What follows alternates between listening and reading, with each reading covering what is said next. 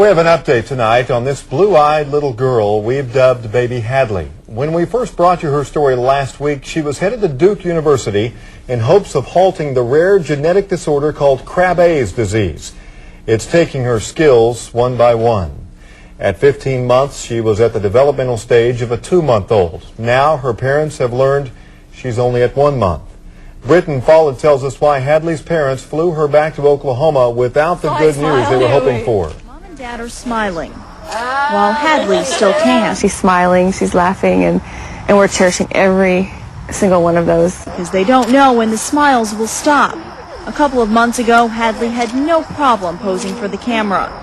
Now she can't even lift her arm. They told us that she was too far progressed into the disease, that if we did decide to go ahead and go through with the transplant, she would be in a vegetative state. So the decision was up to Mom and Dad. That's not who Hadley is, and that's not how we want her to be remembered. The risk was a lot higher than what the reward would have been, and the quality of life is a lot more important than the quantity. It wasn't easy, but Hadley belongs in their arms. It was just like coming up against another wall, and just we were upset pretty bad for that day. We went and ate, and I don't think anybody really ate too much that evening. But now they wait for a miracle. We hope to someday be back on here and saying, watching her run and play in this park. But they may have to settle for a snapshot to capture that lifetime for a little girl who's captured a lot of hearts. Hadley's parents say they're going to make the most of their time with Hadley. She loves bright colors and lots of activity, so they want to take her to an aquarium and to Disney World. She is a beautiful little thing, and the parents seem to be amazingly strong through this. They are. It's been amazing just talking to them about this. Appreciate the story. On October 13th, Hadley will be put on a feeding tube. Hadley has her own website, by the way. It is www.hopeforhadley.com. Thanks, Britton.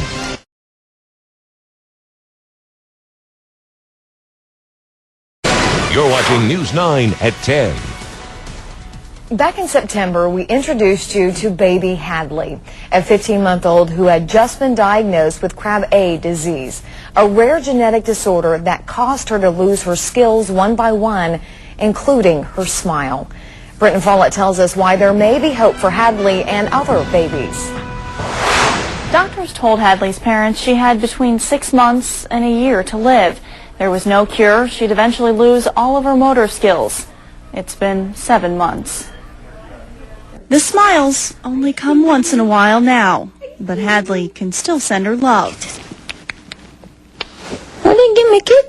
In October, Hadley was put on a feeding tube because she couldn't chew or swallow anymore. I mean, it almost killed her, I think. I mean, just after it, her head was locked straight back, her eyes were fixed to the ceiling. Rick and I both thought, this is going to be it.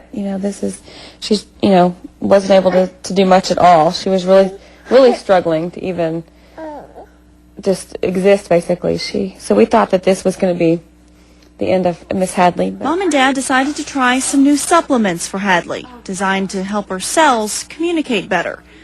And Hadley started moving again. As you can see, she's trying to sit up right now by herself. That's a good girl. Okay, yeah, see, that was new. She started growing hair, gaining weight, all the things doctors said would stop. We have a long way to go. Yeah, we have a long way, but we've gone up the hill instead of continuing to slide back down it. For the first time in months, she's even sleeping in the room with her name on the wall. We're hoping to call you guys back and say, come look at her, she's walking. In the meantime, they'll settle for the smiles. With the things that she's doing, we're pretty encouraged that her smile will be back. Armed with Hadley's story, Rick and Tara were invited to speak at the State Health Department today. Oklahoma is considering adding screening for Krabbe disease to the list of tests newborns are given at birth.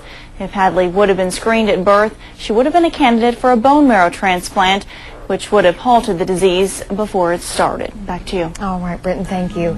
Newborn screening for Krabbe is $150. The Lorgs tell us they learned New York is the first state to make testing for the disease mandatory on all newborns.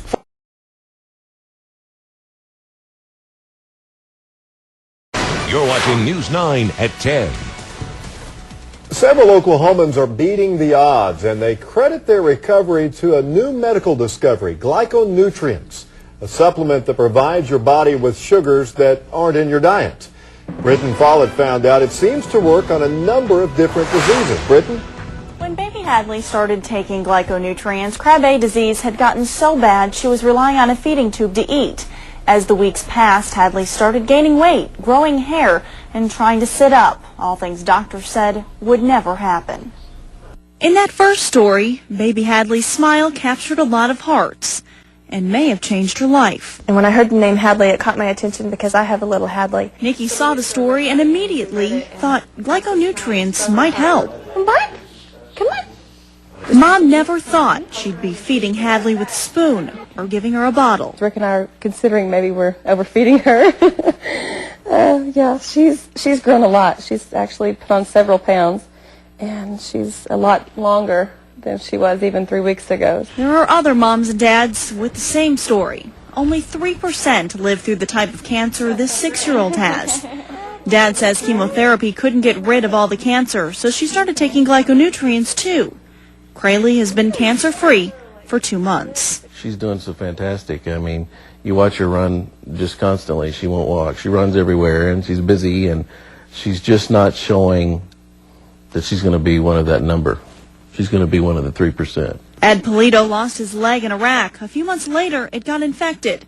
And 6 months of antibiotics did not work. And after 2 months of taking the product from November to January, my infection was gone. 4 years ago, Clay was diagnosed with rheumatoid arthritis. Chemotherapy worked, but eventually made him sick. Now he takes glyconutrients instead. We were skeptical. We didn't know. It was very scary to take a child off of chemotherapy thinking that could put him back into a flare and out of remission, but we did it. So did Hadley's parents. She's going to be running next time. We're going to go big. We're going to shoot big. Talking's good, but we're going to be running and playing. The glyconutrients are supposed to help cells communicate with each other better and help the body naturally heal itself. Back to you. All right, Britton. Now, medical studies say there is very little research to show glyconutrients prevent or treat diseases in humans, and they're not regulated by the FDA. And if you're on medications, you should talk with your doctor before taking these or any other supplement.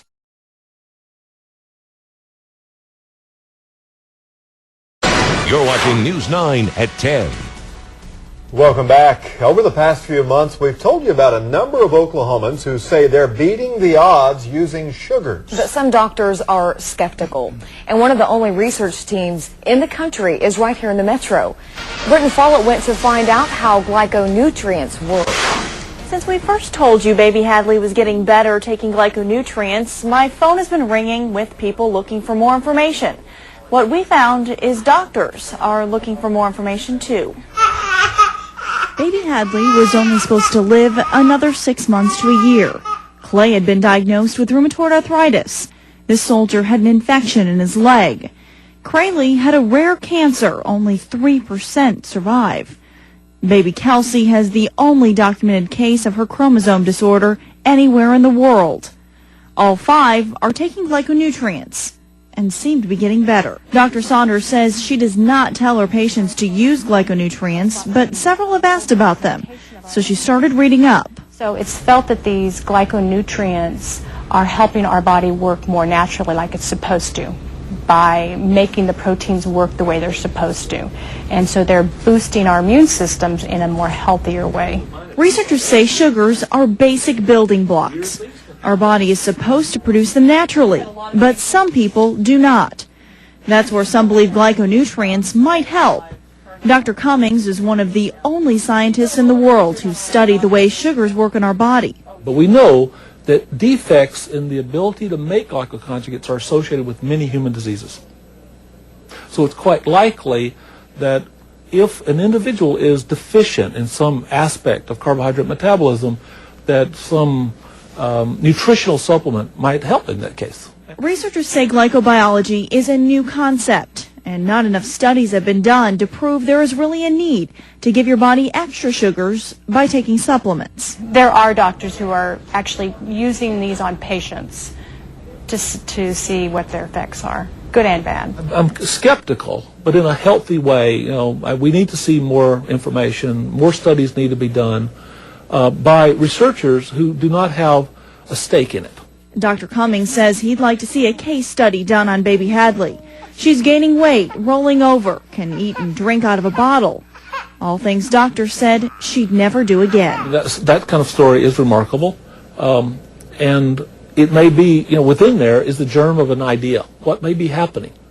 These families say a study will not be necessary. They're already sold. And the doctors we spoke with say taking glyconutrients will not hurt you. They're just sugars. But they say it's too early to tell whether they are effective in healthy people.